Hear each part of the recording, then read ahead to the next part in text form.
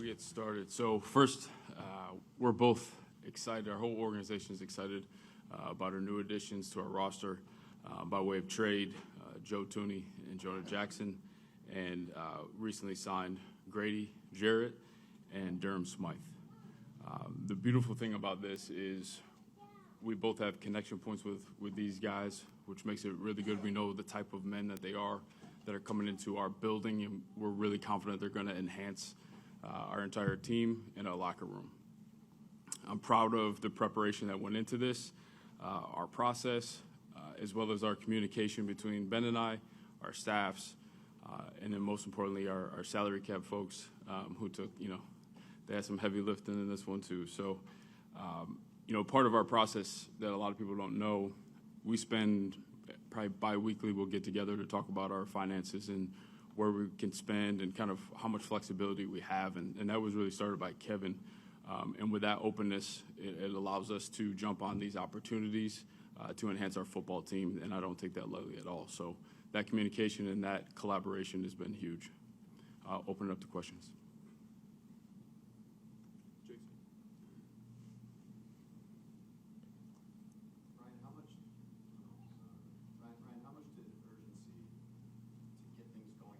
Play into giving big contracts to veteran players? Can you explain that? Like Thuney and Jackson, the salary cap hits that you guys will take for this year, I mean, how much of that was driven by just trying to get things right as quickly as possible on the offensive line and maximize the opportunity you have with Caleb's rookie contract window? Yeah, I think really the focus was how can we enhance our football team? Like I mentioned with the salary cap and the finance part of it, we have the flexibility to do that, and a lot of that has to do with how well Matt Feinstein has kind of structured everything to allow us to do really jump on opportunities where, we had trade options where, again, they're two guys that we're really familiar with that we know can help us not only from a leadership perspective, but also on the field.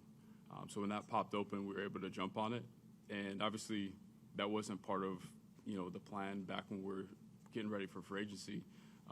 So I've always learned just over the last few years, you got to be on your toes for those things that pop up. So when you match kind of the flexibility and doing good stuff with our salary cap, with opportunities, we were able to jump on it. Hey, Ben. Patrick Finley from the Chicago Sun-Times.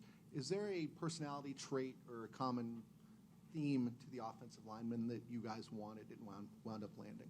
Yeah, we want some tough, some gritty, some dirty individuals, and we feel pretty good about the two guys we got. Smart is a word that comes to mind, particularly with the interior players. We need guys that we love to have some versatility to our scheme, some multiplicity, if you will. And so we got a couple guys in the building now that we feel strongly can handle a variety of different concepts and schemes that we might want to employ each and every week. Beyond that, I mean, their play speaks for themselves just in terms of what the tape says. The character, the integrity, it's top-notch. I can speak firsthand with Jonah, and Ryan can speak firsthand with Joe. I'm really, really excited to get these guys in the room, combined with the coaches that we've already put together for that room. I feel really good about the style of play we'll have this year. And is the idea to have Joe at left and Jonah at right? Yes, that is. Yep. Ryan, with Joe, how do you frame the value of his arrival, both from adding an on-field proven standout and what he can offer behind the scenes as well? Yeah, Joe's seen a lot, both from his time in New England. I still remember, it feels like yesterday, where we were signing him into Kansas City when we were trying to get our offensive line right so we can make a push and win championships. And that's exactly what he brought. So he's seen a lot of different things, played with a lot of different players. So there's a level of maturity and leadership that is definitely going to enhance not only just the offensive line room, but our entire roster. And then with Jonah, for both of you guys, what did your homework turn up in terms of what his 2024 was like in Los Angeles and sorting through that? Yeah, just there was a position change. He started out playing center. That's out of, you can ask him about it, but that's out of position. So it just started up a little bit choppy. But when you go back and see when he was in Detroit, I go all the way back to Rutgers when I watched him. The guy is made of the right stuff, and he's capable of really helping us up front, anchoring, but also getting pushed in the run game. Yeah, the guy's a Pro Bowl caliber guard, so that's what we're going to get out of him.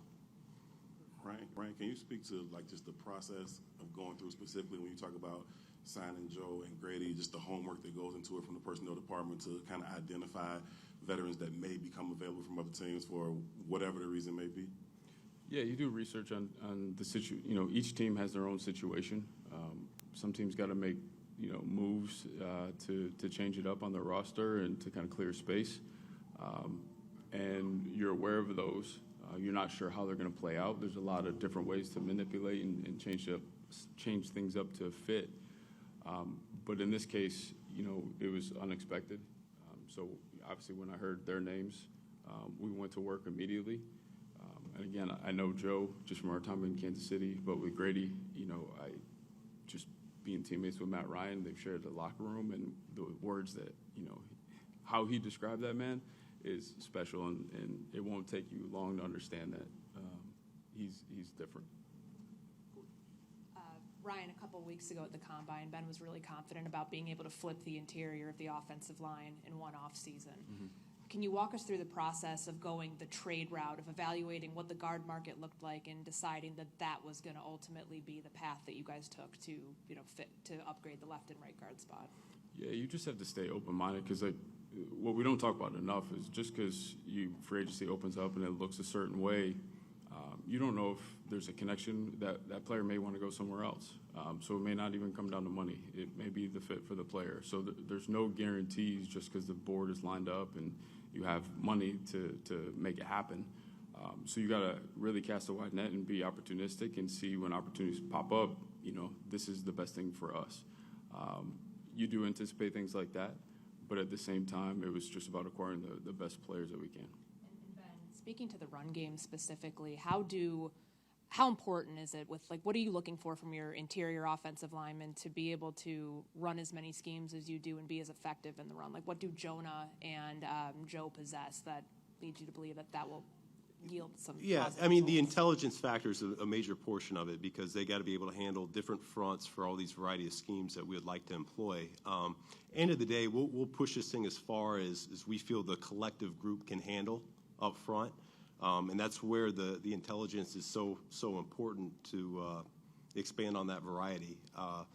If we get really good at particular type of blocks, that's what we're going to feature. So we're not going to try to do something that doesn't make sense. But we have two extremely well-rounded individuals here. Feel really good about Darnell, Braxton, the rest of the group that's in that room right now, and how that thing could look in terms of the combinations, getting movement at the line of scrimmage, playing on the defense's line side of the ball, and that's particular for the run game. Up front, though, in the passing game, we have to be better from a pass protection standpoint, and we really prioritize guys that are going to win one-on-one battles with a three technique, and we feel like both these guys are capable of that. Speaking of the three technique, what do you like about Grady? I'm sure you've played against him a number of times, and what can he add to the defense? And then a second question would be, how quickly can guys like Joe and Grady, who've been around the block a long time, impact the culture here? They've talked about the culture here for a long time. The record hasn't been great. I think you need a good record to legitimately claim you've got a good culture. Can newcomers impact something like that pretty quickly?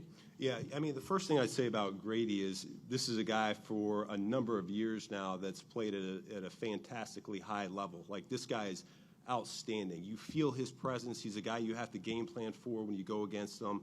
I know when I was in Detroit with Jonah, we talked this is a guy that you come out of the game and you're sore because you played against him. He's relentless. He's passionate about what he does. Just talking to him today gave me goosebumps because this guy loves football and he's going to bring that element to the team. All three of these guys, they've been in the playoffs. They've won playoff games.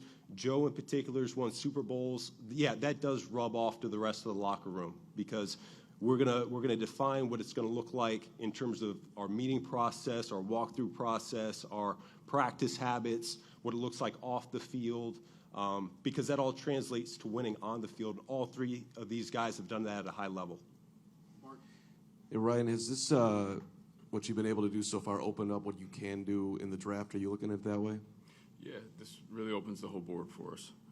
So we're going to be able to sit back and kind of look and say what's the best thing to do for the Chicago Bears, and who's the best player that can impact. So we got some tough decisions and a lot of film to watch between now and the draft. Two more, Alex and Kevin. Ryan, can you take us through the process of bringing Grady Jarrett in? I imagine it was a bit of a whirlwind that happened really quickly. Can you just take us through the process of that deal coming together?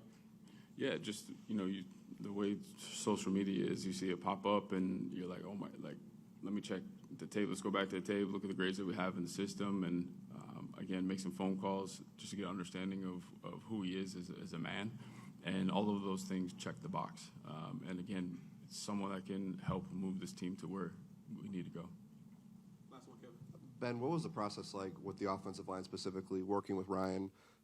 Obviously, position he knows well. What was that experience like, kind of merging what you look for, what he looks for out of linemen to land these two guys? Yeah, it's a combination of my experience. Certainly, he's got a heavy background. So does Ian Cunningham. Dan Rochar, bringing him into the fold. Kyle DeVan. It's been an entire groupthink process. Everyone's had a voice and a say in what we want this thing to look like and how it could unfold. So I think the collaboration's been fantastic so far. Yeah.